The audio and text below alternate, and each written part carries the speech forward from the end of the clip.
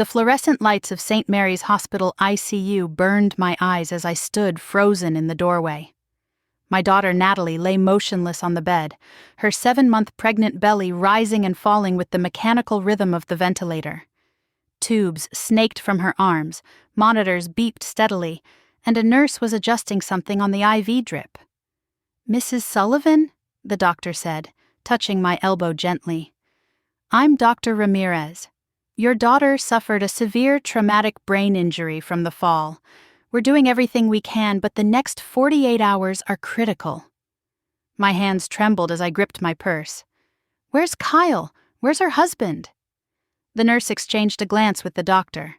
"We've been trying to reach him for 6 hours. The neighbor who found your daughter said he was supposed to be on a business trip in Chicago." That's when Dorothy Walsh, my friend from the morning walking group, burst through the door, her phone thrust in front of her face. "Ginny, you need to see this. It's everywhere on TikTok." I'm 72 years old, and I don't understand half of what Dorothy shows me on her phone, but what I saw that day is burned into my memory forever. There was Kyle, my son-in-law, standing on the deck of a yacht in what was clearly not Chicago. The Miami skyline sparkled behind him. He was down on one knee, holding a ring box open toward a young blonde woman in a bikini. The woman, not my daughter, was screaming with joy, her hands covering her mouth. "She said yes," someone in the video shouted. "Kyle and Amber are engaged." The video had been posted 3 hours ago. It had 2.4 million views. While my daughter lay unconscious, possibly dying, her baby in distress, her husband was proposing to another woman. The phone slipped from my fingers. The world tilted. A nurse caught me before I fell, guiding me to a chair. "Mrs. Sullivan, breathe, just breathe." But how could I breathe? How could I process this? "The comments," Dorothy said, her voice shaking. "Ginny, people are identifying him. They know he's married. Someone found Natalie's Instagram. They're tagging the hospital." Dr. Ramirez's jaw was tight. "Mrs. Sullivan, we need to focus on your daughter and the baby right now. The fetal monitor is showing signs of distress. We may need to perform an emergency C-section." My mind was reeling, but years of being a mother kicked in. Do whatever you need to do to save them both. As they wheeled Natalie toward the operating room, I sat in that waiting room, Dorothy beside me, and something inside me that had been dormant for years began to wake up. It was a cold, calculating fury that I hadn't felt since I was a young woman fighting to raise Natalie alone after her father walked out. I called Kyle's phone. It went straight to voicemail. I called again, and again. On the 4th try, he answered. I could hear music and laughter in the background. "Virginia, what's up? I'm in the middle of something." "Your wife is in a coma," I said, my voice deadly calm. "Your unborn son is in distress. They're doing an emergency C-section right now, and you're on a yacht proposing to your mistress." The background noise stopped. "What?" "No, I'm in Chicago for a conference. I don't know what—" "The video has 3 million views now, Kyle. Don't lie to me." Silence. Then, "I can explain. Get to St. Mary's Hospital, now, or I swear to God you'll regret it." I hung up. Dorothy squeezed my hand. "What are you going to do?" I looked at my friend, this woman who had walked 5 miles with me every morning for the past 10 years, who had celebrated birthdays and holidays with me, who knew every story of how I'd struggled to give Natalie everything. "I don't know yet," I said. "But what they don't know is that I've been watching, I've been paying attention, and this 72-year-old woman has one more fight left in her." Dorothy nodded slowly. "Good, because I'm with you, whatever you need. But let me back up. Let me tell you how we got here, because this didn't happen overnight. This was months of small betrayals building to this catastrophic moment." I was making my morning coffee when Natalie called, her voice tight with stress. "Mom, can I come over? I need to talk to you." "Of course, sweetheart. Is everything all right?" "I'll explain when I get there." 20 minutes later, my daughter was sitting at my kitchen table, 5 months pregnant, her eyes red from crying.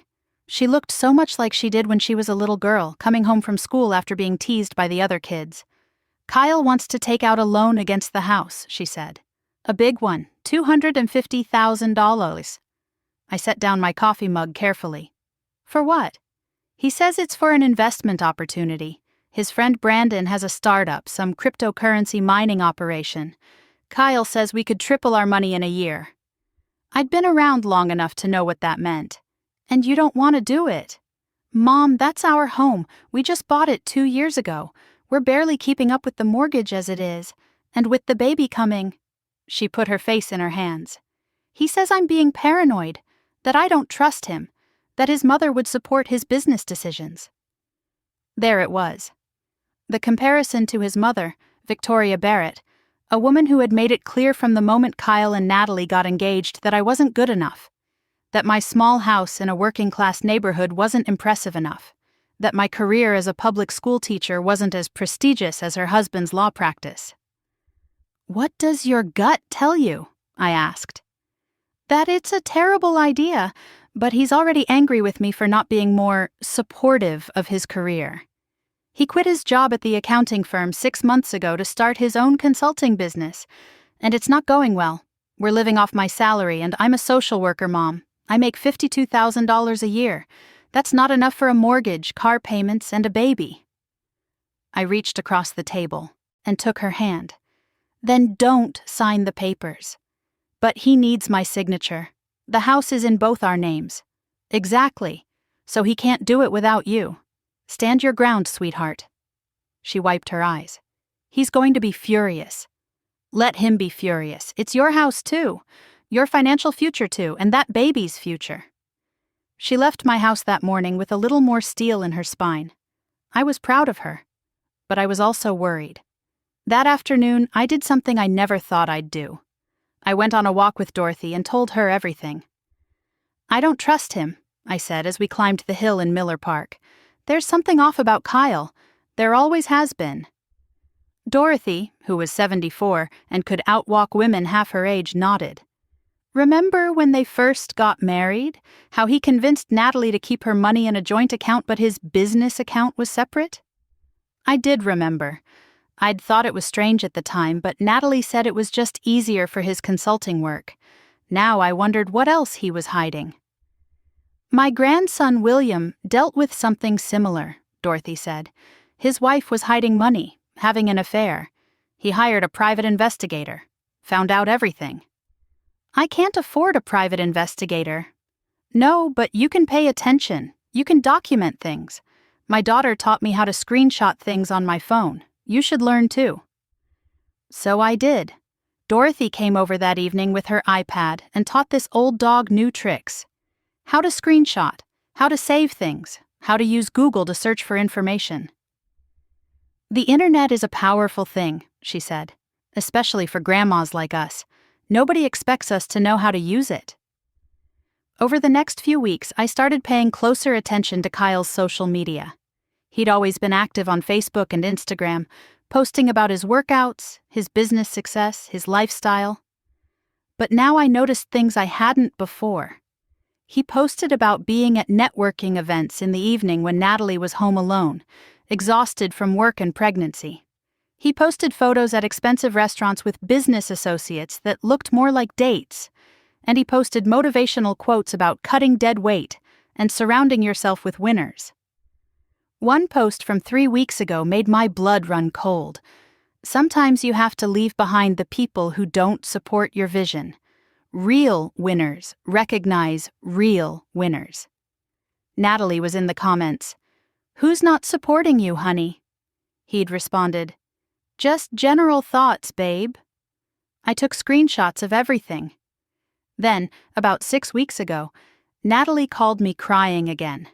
Kyle had gotten angry about the loan situation and said things, terrible things.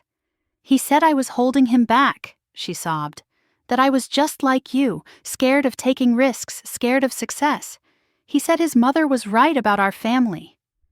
What did Victoria say about our family? That we don't have ambition, that we're content with mediocrity. I felt that old familiar sting. I'd worked 2 jobs while raising Natalie after her father left us. I'd put myself through night school to get my teaching degree. I'd scraped and saved and gone without so my daughter could have everything she needed. Mediocrity? I'd survived, I'd thrived. I'd raised a compassionate, educated, successful daughter on my own. But I swallowed my pride. "What do you want to do, sweetheart?" "I don't know. I love him, Mom. But lately I feel so alone. He's always on his phone, always going out. And when I ask him about money, he gets defensive." "Have you looked at the bank accounts?"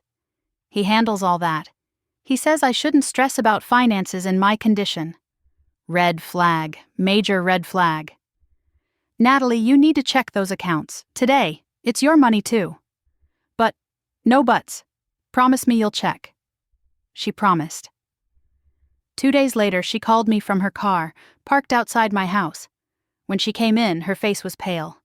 "Mom, there's $35,000 missing from our savings." My heart dropped.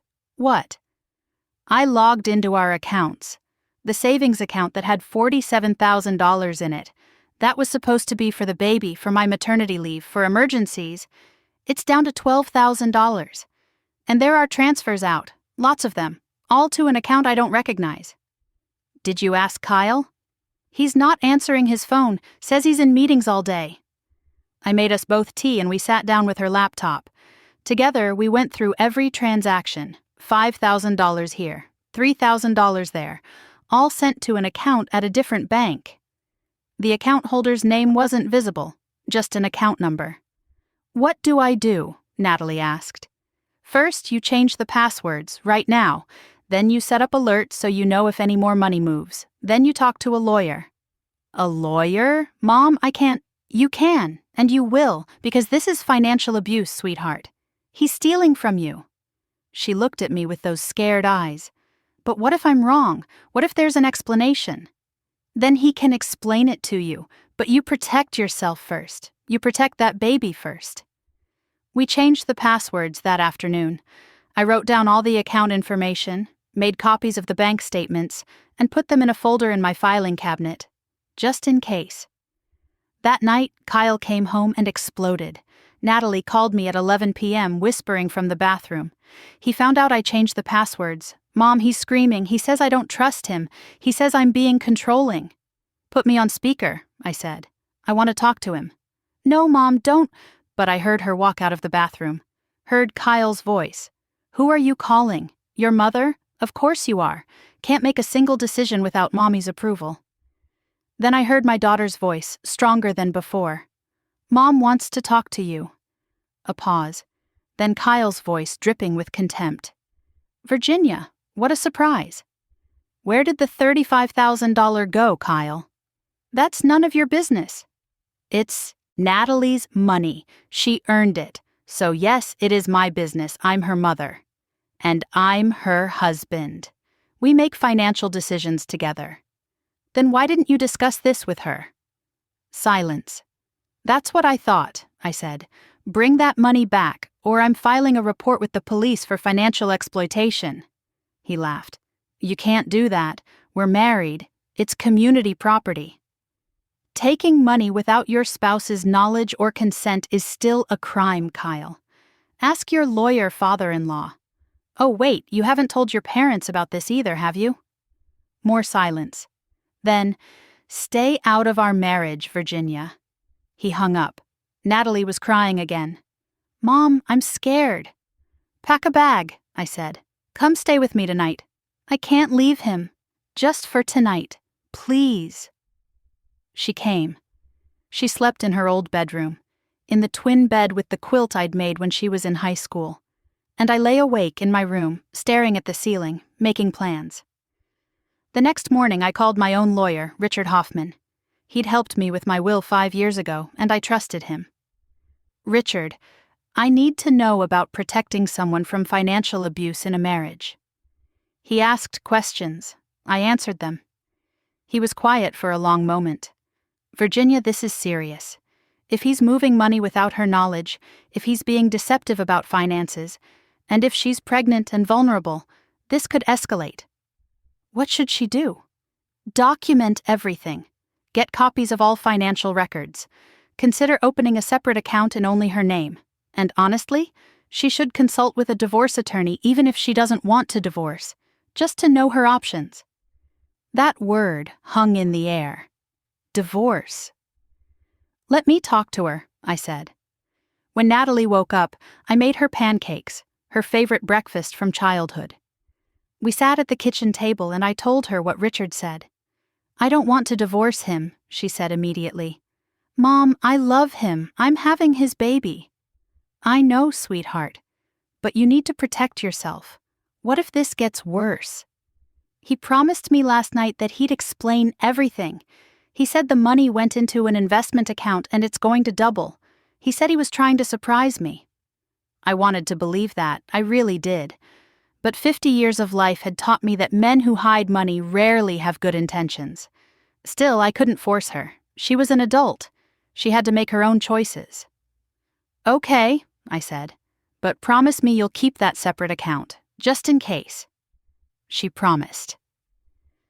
For the next few weeks, things seemed to get better. Kyle was attentive, bringing home flowers, taking Natalie to her prenatal appointments.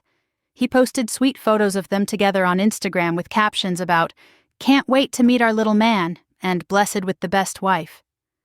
I wanted to believe he'd changed. I wanted to believe my daughter's marriage was solid. But I kept taking screenshots. I kept saving things. I kept that folder in my filing cabinet, growing thicker. And then, 2 weeks ago, everything fell apart. It started with a WhatsApp message in our walking group. Dorothy had added me, her sister Margaret, and 2 other women from the neighborhood, Patricia and Linda. We usually just shared motivational quotes and pictures of grandchildren, but that morning, Dorothy sent a screenshot from a gossip account on Instagram. "Is this Kyle?" she wrote. The photo showed a man who looked exactly like Kyle at a Miami nightclub, his arm around a young blonde woman. They were kissing. My heart stopped. I enlarged the photo. It was definitely him, the same profile, the same build. And I recognized that watch, the $3,000 Tag Heuer that Natalie had bought him for their anniversary last year. I called Natalie immediately. "Sweetheart, where's Kyle right now?" "Chicago.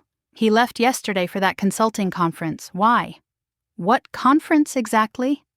"The Midwest Business Leaders Summit. It's a 3-day thing. He said it's important for networking." I did what Dorothy taught me. I Googled Midwest Business Leaders Summit Chicago. There was an event, but it had ended 6 months ago. I took a deep breath. "Natalie, I need you to check something for me. Can you look at Kyle's credit card statements?" "Mom, I can't. Please, just check." She was quiet for a moment. I heard typing, then a sharp intake of breath. "There's a charge from American Airlines, Miami, yesterday." "And hotel?" More typing. "The Delano Hotel, South Beach. That's a really expensive hotel." "Is it on the company card?" "No, our joint card, our money." I closed my eyes. "Natalie, you need to come to my house right now." "But now, sweetheart, please." She arrived 30 minutes later, her laptop in hand, that same scared look in her eyes. We sat down and went through everything. Every credit card statement, every bank record, every receipt. The story they told was damning. Over the past 6 months, Kyle had spent $47,000.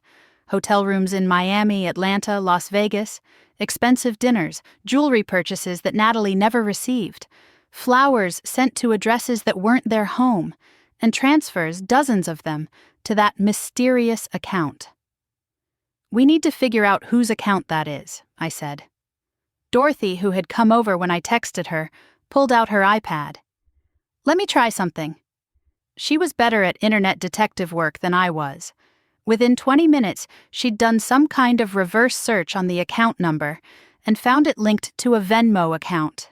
And that Venmo account had a profile picture, a young blonde woman, pretty, late 20s. Her username was Amber Sinclair Beauty. We looked her up on Instagram. Her profile was public, full of photos of her at clubs, on beaches, in expensive restaurants, and in several of them, partially visible in the background or cropped out, was a man who looked like Kyle.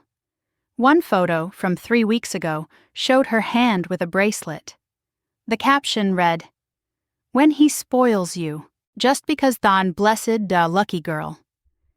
I recognized that bracelet. I'd seen the charge on the credit card, $2,400 at Tiffany & Co. Natalie was staring at the screen, tears rolling down her face. "How long has this been going on?" We scrolled back. Months, maybe longer. Photos of Amber at restaurants Kyle had claimed were business dinners. Photos at hotels in cities where Kyle had conferences. Photos of gifts that came from money that should have been saving for the baby. "I'm going to be sick," Natalie whispered. She barely made it to the bathroom. I held her hair back while she vomited, Dorothy rubbing her back. This woman who had become like a sister to me over the years. "What do I do?" Natalie asked when she could finally speak. "He's the father of my baby. We're supposed to be a family." "You confront him," I said, "but not alone, and not without protection." Protection? Legal protection, financial protection. We're going to make copies of everything. We're going to secure your assets, and then we're going to figure out what to do next. That afternoon, we went to the bank. Natalie transferred half of their remaining joint account, $6,000, into her private account. We made copies of every statement, every receipt, every piece of evidence. I put it all in a safety deposit box at my bank. Then we went to Richard Hoffman's office. Richard looked at everything. His face grew darker with each page. "This is a clear pattern of financial infidelity, and if he's having an affair, depending on the state laws, that could affect division of assets in a divorce." "I don't want a divorce," Natalie said. "I want him to come home and explain. I want him to end it with her. I want us to go to counseling." Richard nodded gently. "That's your choice, but you need to protect yourself legally. Let me draft some documents, a post-nuptial agreement, property protections, just in case." We left his office with a plan. Natalie would confront Kyle when he got back from Chicago. She would demand the truth. She would demand counseling. She would demand he cut off contact with this woman. But that confrontation never happened, because 2 days later, I got the call from the hospital. Back to the ICU. The C-section took 47 minutes. They brought my grandson out screaming. A good sign, the nurse said. He weighed 4 pounds, 3 ounces, too small. They rushed him to the NICU. Natalie never woke up. They'd stabilized her, but the brain injury was severe. "We won't know the extent of the damage until she regains consciousness," Dr. Ramirez said. "If she regains consciousness." Kyle arrived at the hospital 6 hours later. His hair was disheveled, he smelled like airplane and alcohol, and he had the audacity to look annoyed when he saw me in Natalie's room. "What are you doing here?" he asked. I stood up from my chair beside my daughter's bed. This man who had lied to her, stolen from her, cheated on her, put her through so much stress that she collapsed. I'm her mother. "Where have you been?" "Chicago. I got here as fast as I could." "Don't lie to me. The whole world knows you were in Miami, with Amber." His face went white. "How did you—" "The video has 7 million views now. Everyone knows. Your parents know. Your boss knows. The entire internet knows." He sank into a chair, his head in his hands. For a moment, I almost felt sorry for him. Almost. "The baby?" he asked. "In the NICU, fighting for his life. You have a son, Kyle, a son who might not make it through the night because you were too busy proposing to your mistress to be here for your wife." "Don't," he whispered. "Please." "Don't what? Tell the truth. You drained their savings. You spent $47,000 on another woman. You lied about business trips. You left your pregnant wife alone so much that when she collapsed, she lay on the floor for 3 hours before the neighbor heard her phone alarm going off and broke in to find her." He looked up at me, and I saw something I'd never seen before in his eyes. Fear. "What do you want?" he asked. "I want you to fix this." "But you can't, can you? You can't bring back the money. You can't undo the affair. You can't wake up my daughter." "I love her," he said. "No, you don't. You love yourself. You love your image. You love your lifestyle. But you don't love Natalie. If you did, you never could have done this to her." A nurse came in to check Natalie's vitals, and Kyle followed me out into the hallway. "Virginia, please. I made mistakes, but we can fix this. When Natalie wakes up, we'll go to counseling. I'll make it right." "You stole from her," I said quietly. "You betrayed her. You left her alone when she needed you most. And now she's here, and her baby is fighting for his life, and you want to fix it with counseling. What else can I do?" That's when I smiled. It wasn't a kind smile. It was the smile of a woman who had been planning, who had been documenting, who had been waiting for this moment. "Nothing," I said, "because I've already done it." His eyes widened. "What did you do?" "I consulted with a lawyer. Multiple lawyers, actually. And I filed some paperwork. See, Natalie made me power of attorney for medical decisions years ago. But she also gave me financial power of attorney when she was pregnant, just in case anything happened during delivery. She wanted to make sure the baby would be taken care of." I pulled out a folder from my bag. "So I exercised that power of attorney. I froze all joint accounts. I put a hold on all credit cards. I filed for an emergency restraining order based on financial exploitation. And I filed for an emergency divorce on Natalie's behalf, citing abandonment, adultery, and financial abuse." Kyle's mouth fell open. "You can't do that.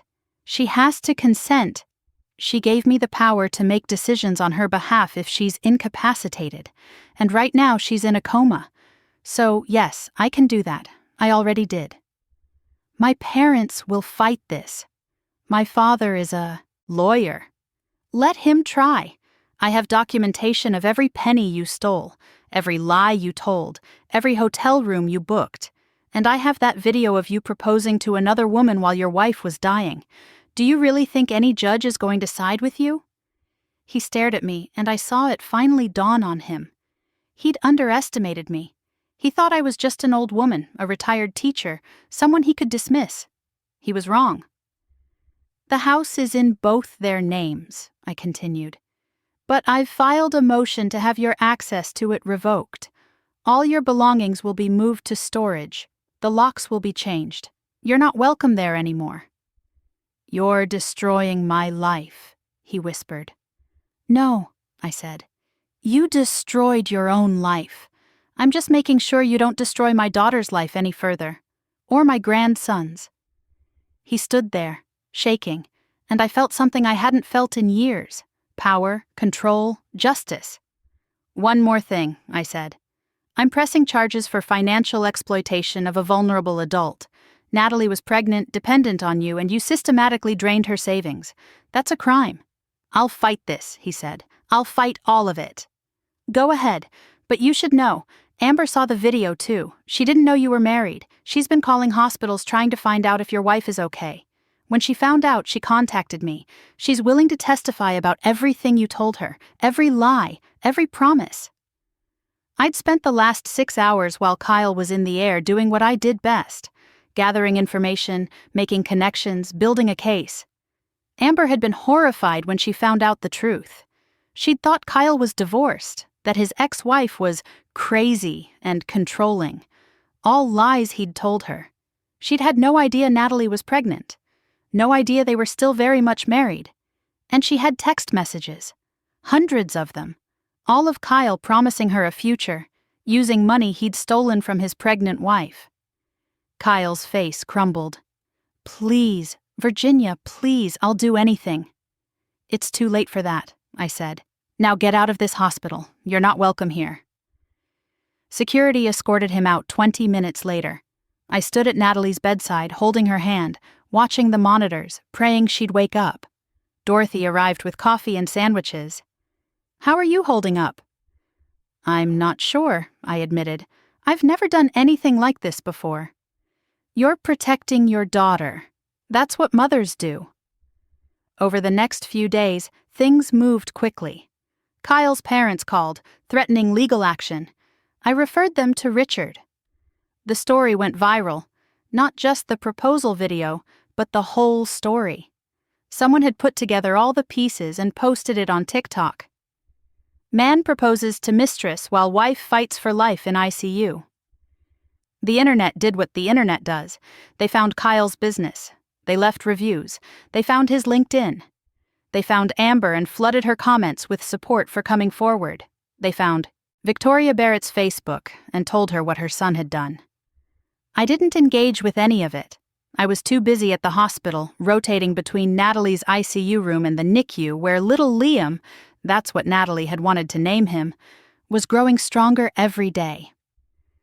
On day 4, Natalie's eyes opened. I was there, reading her a book like I used to when she was sick as a child.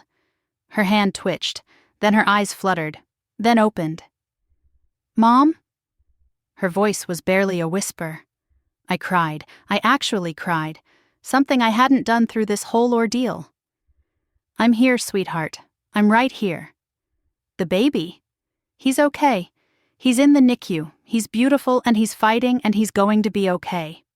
"Kyle?" I hesitated. "There's a lot we need to talk about, but not now. Now you need to rest and heal." But she'd seen my face. She knew something was wrong. Over the next week, as Natalie grew stronger, I told her everything.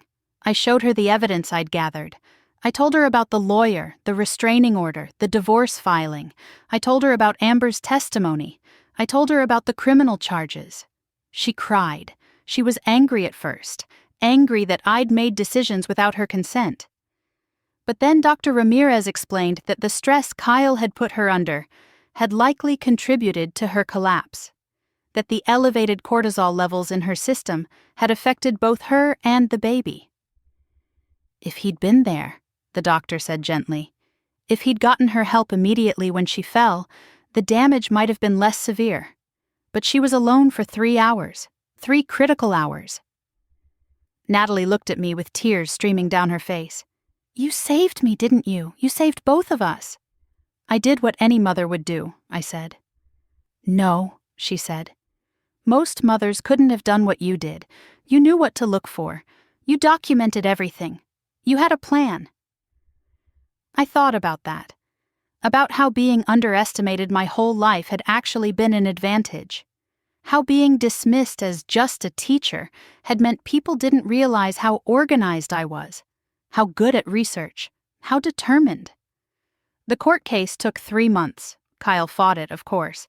Victoria hired expensive lawyers. They tried to argue that I'd overstepped my authority, that the power of attorney was invalid, that Kyle had done nothing wrong.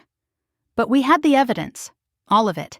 Bank statements showing $47,000 in unauthorized transfers, hotel receipts, Amber's testimony, the viral video, and medical records showing the stress hormones in Natalie's system, the doctor's notes about her anxiety and fear. The judge ruled in our favor on everything.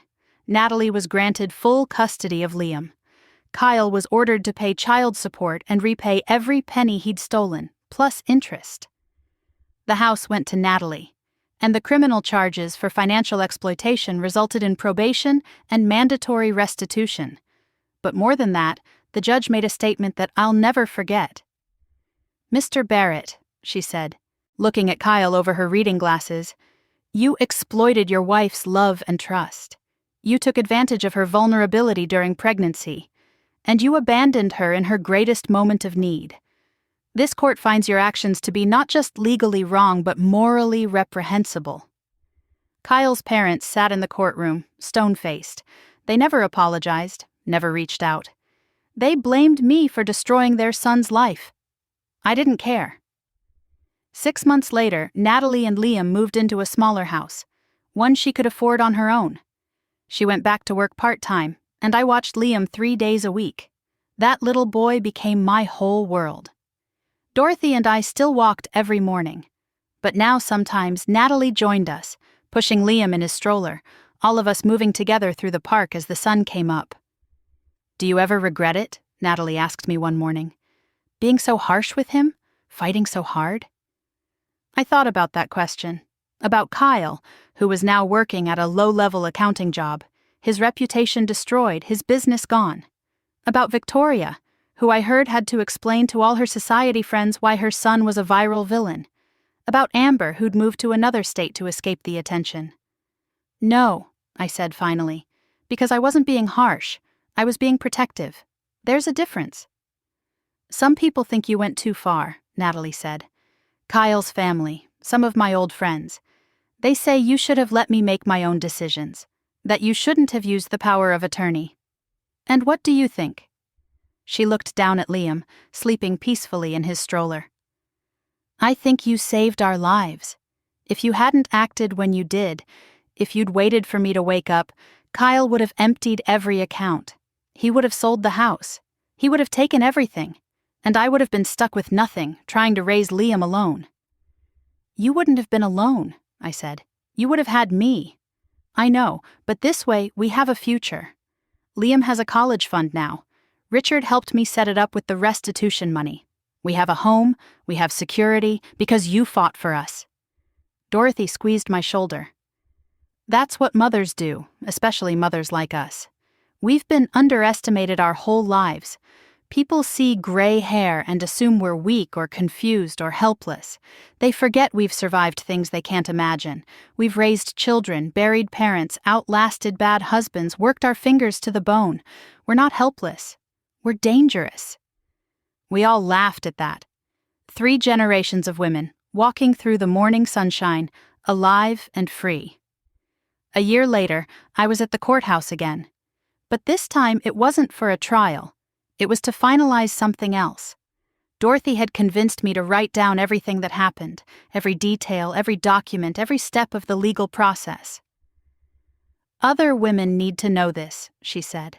Other mothers, other grandmothers, they need to know they have power.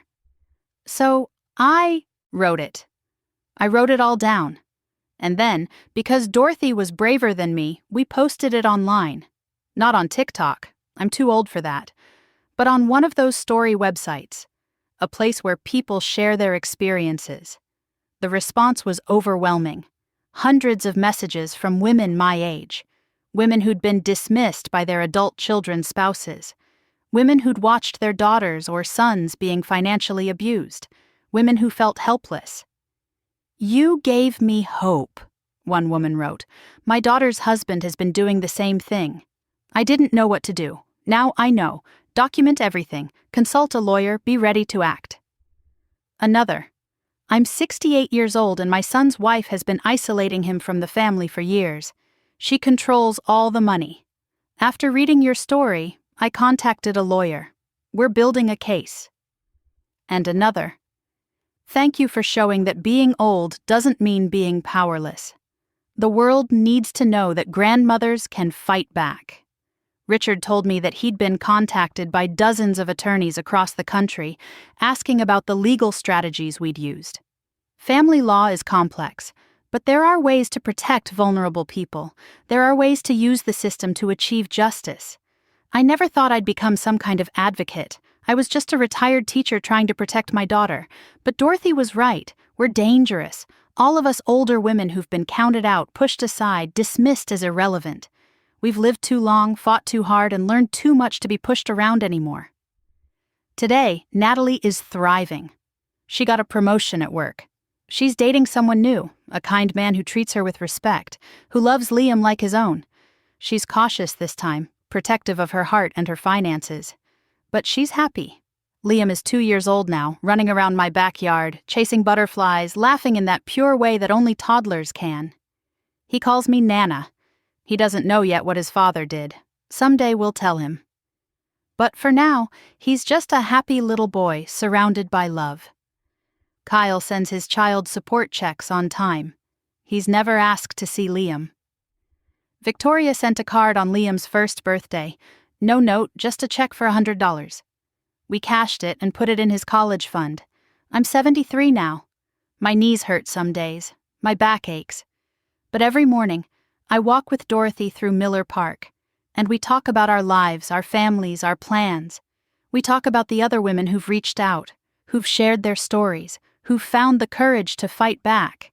And sometimes when we reach the top of that hill and look out over the city, I think about that night in the hospital, about standing over Natalie's bed, holding her hand, making decisions that would change all our lives.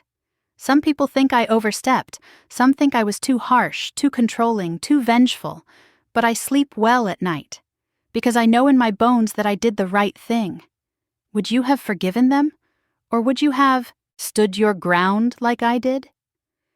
Sometimes I wonder if younger people understand what it's like to watch your child suffer and know you have the power to stop it.